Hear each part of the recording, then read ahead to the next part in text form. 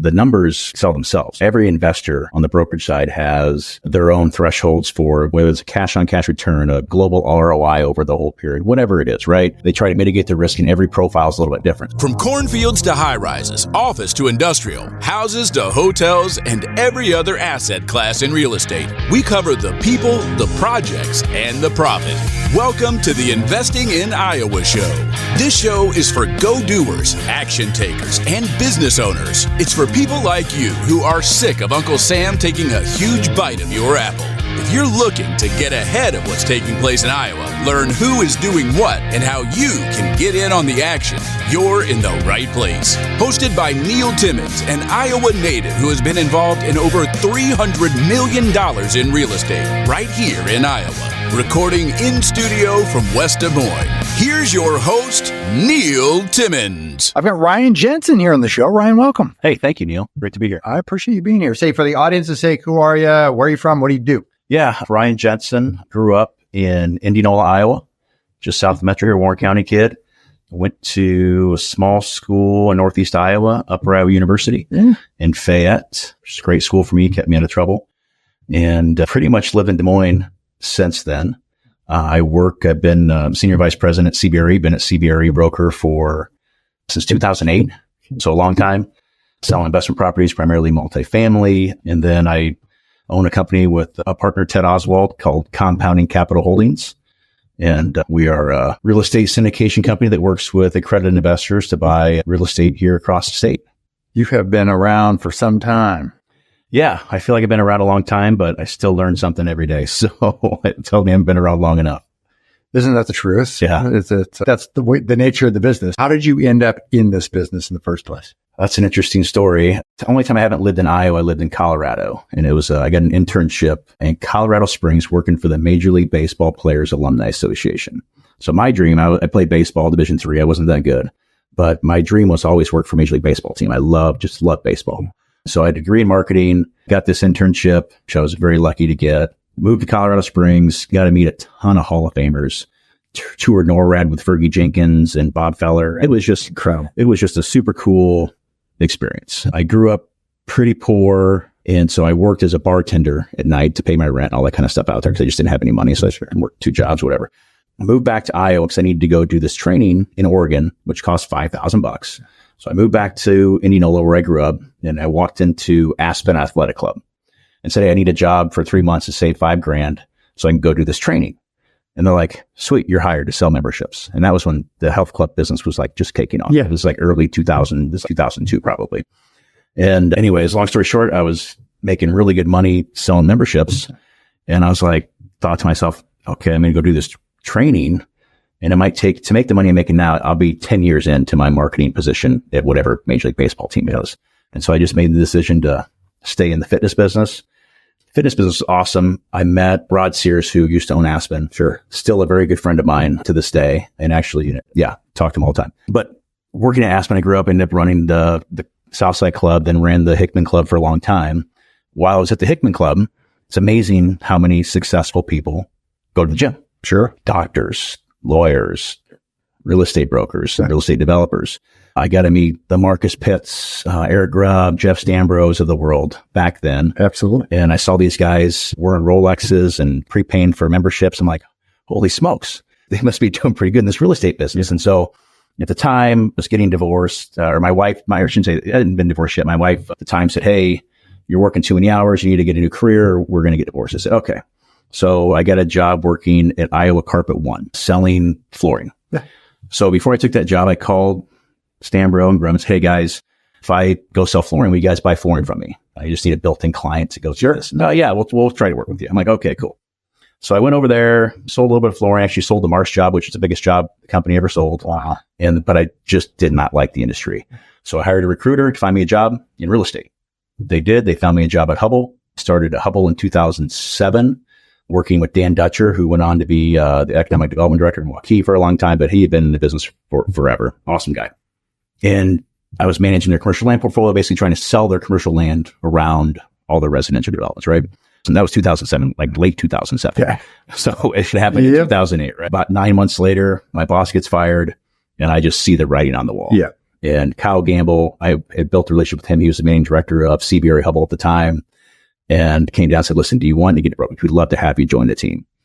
And at that time, I was getting divorced. I literally was moving into my buddy's basement in Norwalk with my daughter, who lived in a walk-in closet that was about 8 by 8. I mean, we did this for 5 years, but I met with the power brokers, the Dingles, the Malangs, and all those groups, Kurt Mum and all those guys. Should I be doing this? They're like, no, you're an idiot to do this. It's the worst possible time ever to get into brokerage. Yeah. But I said, I made the decision. I wasn't going to go work at Wells Fargo. I wasn't going to be a corporate guy. My mind does not work that way. I take direction. We don't take orders very well. Anyway, so said, screw it, I'm going to be a broker.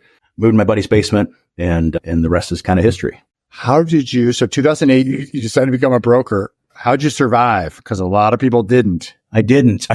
Hell, my success is not because I'm super smart. It's because of the people that I've had in my life that have, been placed in my life.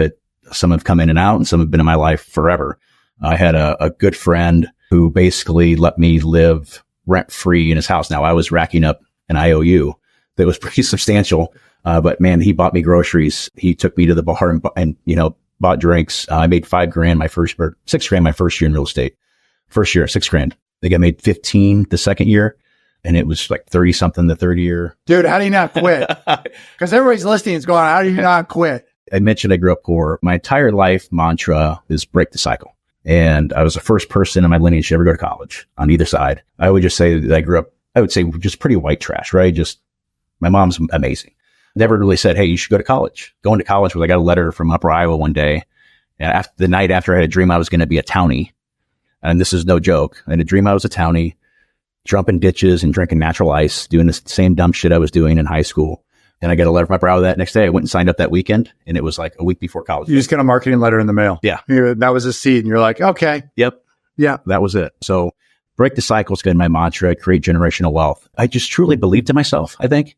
And when everyone was telling me to quit, to stop, just go get a job at Wells Fargo or wherever, it just fueled the fire more, just to say, I'm going to prove to you I can do this. Yeah. And the hard work pays off. And it's been a wonderful ride. I learned a lot during that time about myself, about the people I surround myself with, and a lot about real estate, because when there weren't really deals happening, I wasn't doing deals. I was spending every dollar I had in gas, driving the market, learning the market, building databases, trying to build relationships. I was driving a 1993 Nissan Altima that had a leaky manifold.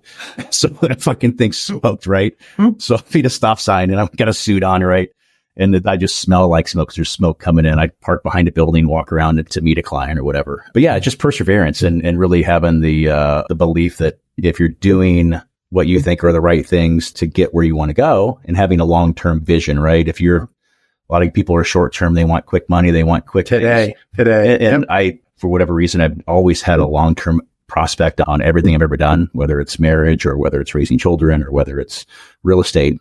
Yes, you look at the today, but you have to have an entry strategy, but you also have to have an exit strategy. An exit strategy often is a long proposition, right? Yeah. So I've always been able to think that way. Oftentimes in real estate, it's you do the work today to get paid a different day. Hey, Iowa investors. This is Ava Baukamp, Chief of Staff at Legacy Impact Investors. Have you thought about adding real estate to your portfolio but don't have the time or desire to play landlord? At Legacy Impact Investors, we do the heavy lifting. Our team finds the deals, manages the properties, and handles all the day-to-day operations. Our select group of qualified investors co-invest with us, gaining ownership equity without opening a tenant email or responding to a maintenance call. They just share in the income, appreciation, and tax benefits. These opportunities aren't for everyone. They are for qualified, accredited investors only. If you want to learn more, please visit legacyimpactinvestors.com to apply. Or never get paid. Or never. Yeah. Correct. And brokerage, CBRE, there's deals that'll take 2 or 3 years to put together, right, that are very fruitful.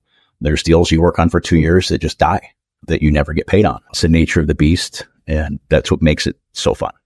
Was there something that clicked at one point? You get 3 years in. Is there a catalyst? Did the market change? Did you change?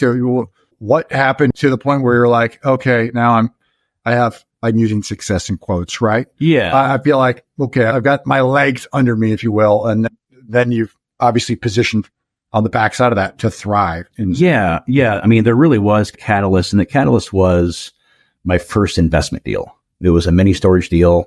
I did on my own. And when I was putting the financials together and doing the underwriting for that, I'd never really done it before. I'd done some leasing and just really anything I could get my hands on early in my brokerage career. And I did that deal and I just thought to myself, wow, like I truly enjoyed that process. And secondly, I really understood it. Like my mind, like it worked. It just clicked. So I went to some brokers in the office that were very successful in the capital markets investment lane and said, hey, listen, I just did my first investment deal. It really, something clicked with me on this. And I'd like you guys to work with you guys and help you guys grow your investment team. And so that created a 5-year partnership with that group.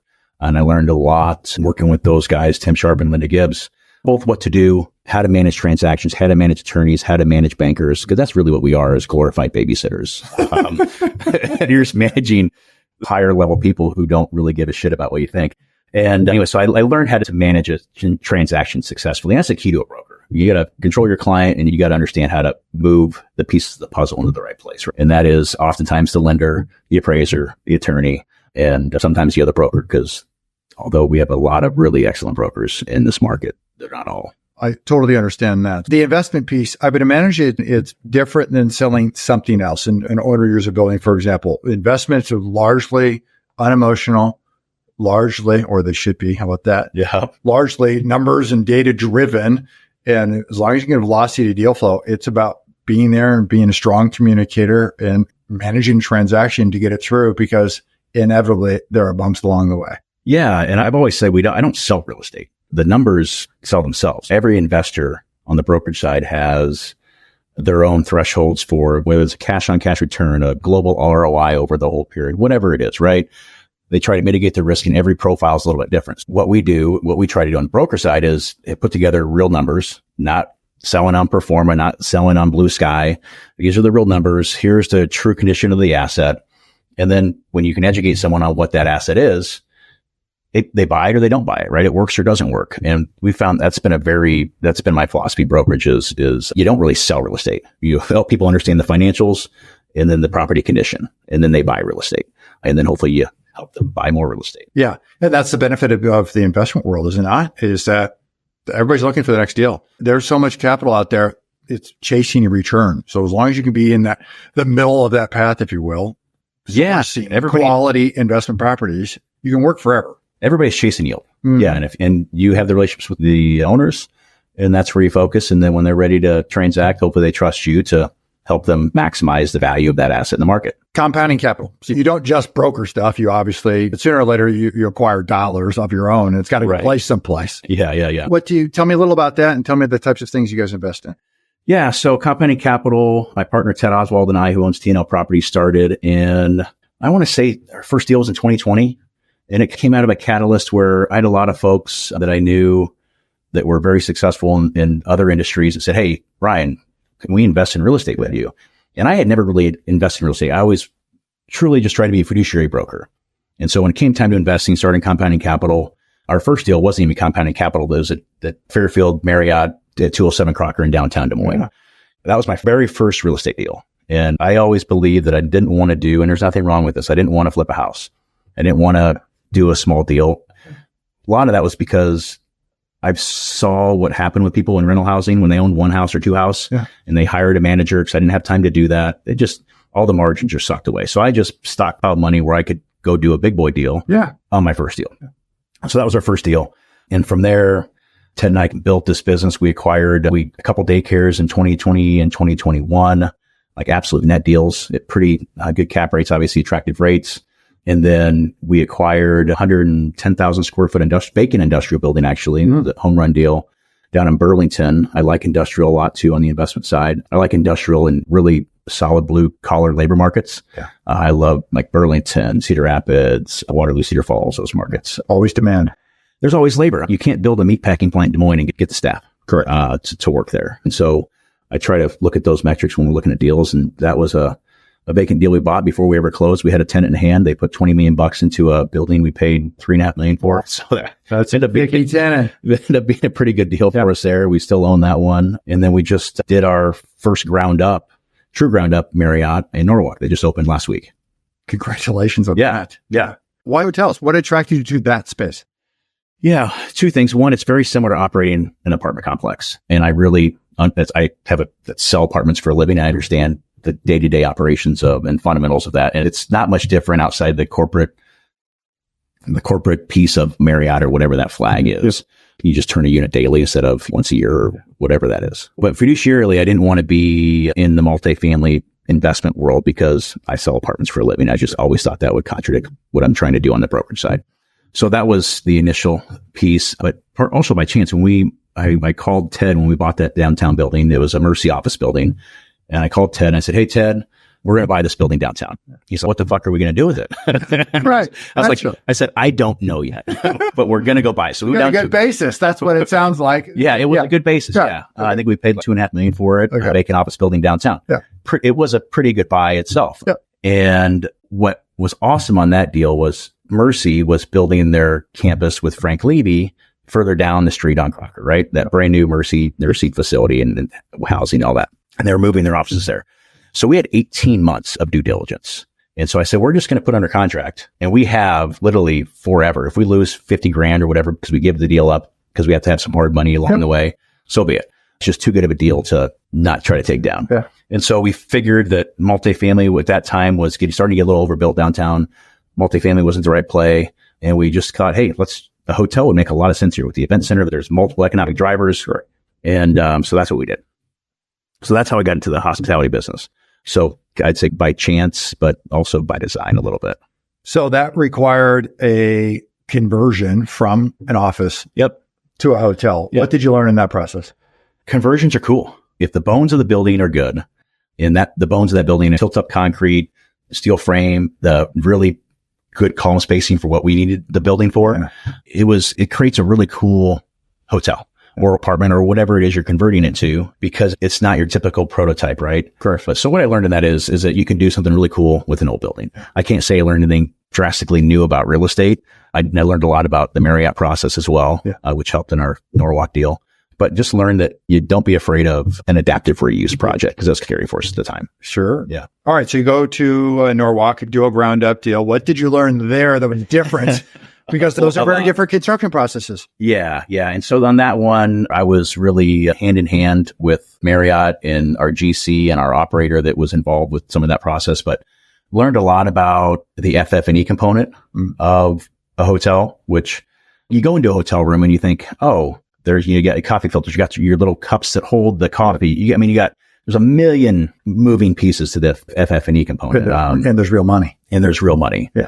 I think our FF&E package in Norwalk was like 1.6, 1.7 million. How many doors or keys? 79 keys. Okay. So it's a lot per key. Yep. And that includes bedding and all the furniture and lamps and whatever. Everything. But the order for all the coffee and all the sugars and all the little holders for all that stuff was like 150 grand. Yeah. It just adds up pretty quickly. And so I learned a lot about that process, and also learned a lot about the Marriott process, because we weren't as involved in the construction of our downtown one as we were in the Norwalk one.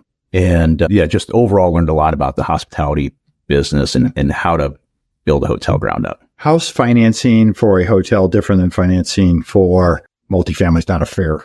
That's not fair. Yeah. You got Fannie, Freddie, you got the best commercial financing that exists probably on the planet, situated in multifamily housing. But let's say against a traditional commercial loan. It's difficult because hospitality is not like the darling investment class. And it's purely difficult in markets like Des Moines, where we don't have a largely diverse economic drivers, right? We don't have 50 economic drivers to a hotel in this market. So you really have to, it's relationship-based lending, truly is. And South Story Bank did this deal in Norwalk for us, and they were absolutely amazing to work with. And they understood our vision, why we were doing it there, why we thought that the market needed it, et cetera. So they bought into our story, and then they helped us achieve it, right? Yeah. But it's very difficult. And when we were doing that deal, we were in a rapidly rising rate environment. Sure. That's when rates went from 3.5 to 4.5, and then they were at 5 and 5.5, then to 6. And we were locking our financing for this deal. We're supposed to sign loan docs closing on the land on a Monday. Mm-hmm. Maybe it's a Tuesday, I can't remember. Then there's a Fed meeting that next day. And I was talking to my lender. I'm like, listen, I think the Fed's going to do something, that might benefit us. Let's wait 24 hours and see what happens. I think rates were like 6.25, something like that. Next morning, 8 a.m. rates drop. So we locked in 5.85 on that deal for construction perm. So we got a little bit lucky kind of playing the Fed game, yeah. but it was just tough. We talked to a lot of lenders. A deal that size is tough for local lenders because you're looking at a $10 million loan, and some banks have a capacity of $5 million. Then you got a participator, $6 million. So find this single source financing mechanism that buys in, that trusts you, trusts that you can actually complete the deal, first ground up deal. How does Ryan Jensen know how to do this? Right. You just don't know. You're taking a little bit of a gamble. So they believed in us, and we have a good track record with other assets and whatever. And so it was difficult. We talked to probably 15 lenders, and we had literally 2 proposals, maybe 3. Wow. Your favorite asset class? If you're a house flipper, execute the burst strategy or do double closings and are in need of money, Little Guy Loans is your go-to lender here in the Des Moines area. Time is money. Loan approvals in 24 hours. Closings in 5 days. Little Guy Loans was founded by Neil Timmins, an investor just like you. Since he has been in over 10,000 homes in Des Moines, there's never an appraisal. Houses, multifamily, and commercial property loans up to $1 million. Check out www.littleguyloans.com. My favorite asset class to own? We're going to stick on the ownership side, because inside the ownership side, you mentioned hotels, you mentioned industrial, you mentioned straight triple net deals on the kids side of things, right? Yeah, I like industrial a lot. And I like hospitality. I truly do. I think the hospitality market's gone through a bloodbath the last 5 years. Sure. There hasn't been a lot of capital. The big REIT players haven't bought anything. They haven't really developed anything. That's starting to come back, obviously, because we have ADRs that are going through the roof. We have occupancies going to the roof. And so I think the next 5 years is going to be really strong value growth in that sector of the market. So I'd like to build another hotel or two. I like industrial because I only like industrial in literally blue collar markets, smaller town industrial where I can get a good basis, whether I'm building it or buying it. And I'm in a place where it's got to be not a functionally obsolete building. There's a lot of industrial out there that you can buy that's 15 foot clear. I wouldn't touch it. Right. I don't care how cheap it is, whatever, because it's functionally obsolete today, and it's going to be even worse in 10 years. Yep. So we want 20 plus foot clear. If we can get 25, 26 foot clear, great. Yep. 30 foot clear, even better, because there's so many different industrial markets changed a lot from the developer perspective and also the occupier perspective. Right. 10 years ago, you had 2 or 3 types of industrial users, right? Correct. Warehousing, manufacturing, and like an owner user, basically, right? And today, there are hundreds, far more versatile, of different occupiers for that space. Yeah. And so that's one of the things I really like about industrial. How does Airbnb compete with you? The short-term rentals, and also, do you find that it's market specific, right? I can imagine if you're in Manhattan, that applies very differently than if you're in Des Moines. Yeah, I don't see Airbnb hasn't created a problem for us or a real challenge for us in this market because there's not a lot of them. Sure. And hotels are a lot like retail. When you think about when you travel and where you stay, generally it's right next to an attraction or where you're going to spend most of your time on that particular trip, right? Or in a centrally located where you can get to where you need to go easily. So how Airbnb has changed the hotel industry is pretty dramatic. It's changed a lot.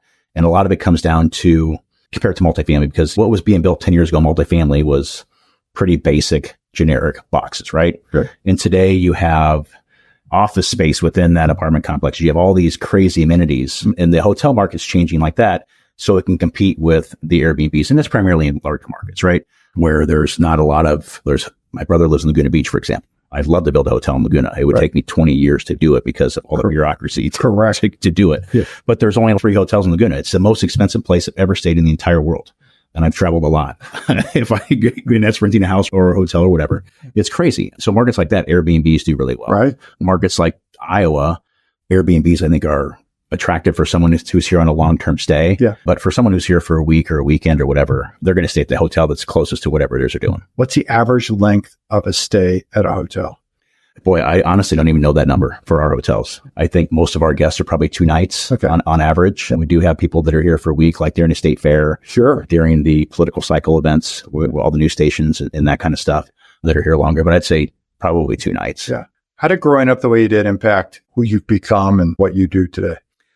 Yeah, no, it's a really good question. Growing up with very little means, and it's just a very little insight to what the real world really was. I grew up in this little bubble where that's all I knew. Yeah. And so how that impacted me was it's made me a very conservative investor. It's made me one of my greatest fears is being poor again. Right. And so I really am very cautious when I'm doing deals, even if it's a smaller deal, because I just want to make sure that all the metrics work and all the data supports my decision to acquire that asset or build that asset.